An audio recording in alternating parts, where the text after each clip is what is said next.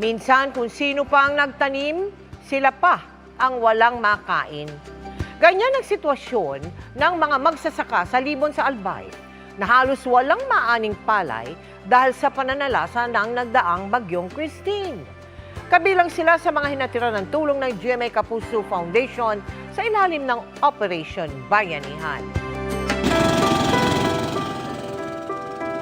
Tinaguri ang rice granary ng Albay ang bayan ng Libon dahil dito nanggagaling ang karamihan ng supply ng bigas sa probinsya. Pero inaasahang masaganang ani ng magsasakang si Elmer mula sa barangay Talin-Talin naging bato pa. Natabunan kasi ng gumuhong lupa ang malaking bahagi ng kanyang palayan noong kasagsagan ng bagyong Christine.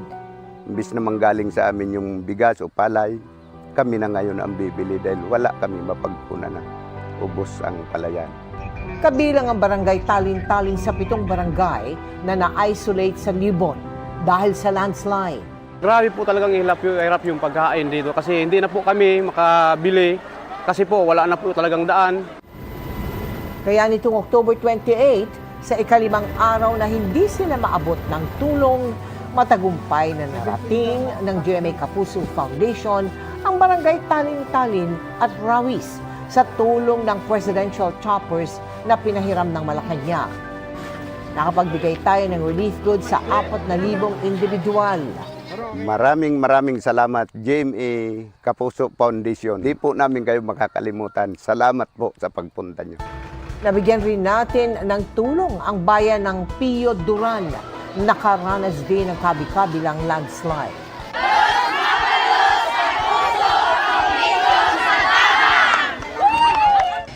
Nagpapasalamat po kami sa Cebu Pacific Air na naging katuwang namin para mas mapabilis ang paghahatid ng relief goods. Mga kapuso, tumatanggap pa rin po ang GMA Kapuso Foundation ng donasyong pagkain at iba pang gamit para sa mga nasalanta ng bagyo.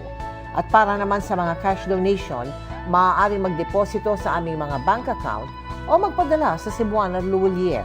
Pwede ring online via GCash, Shopee, Lazada, Globe Rewards at Metrobank Credit Card. 11 taon na ang nakalipas matapos manalasa ang Super Typhoon Yolanda noong 2013 dito sa ating bansa.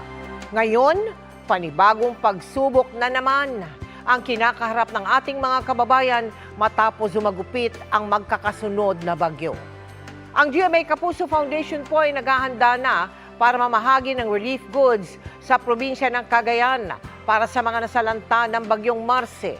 Nagpadala na rin tayo ng construction materials, food packs at maagang pamasko para naman sa mga nasalanta na magkasunod na bagyo sa Batanes sakay ng Philippine Navy vessel.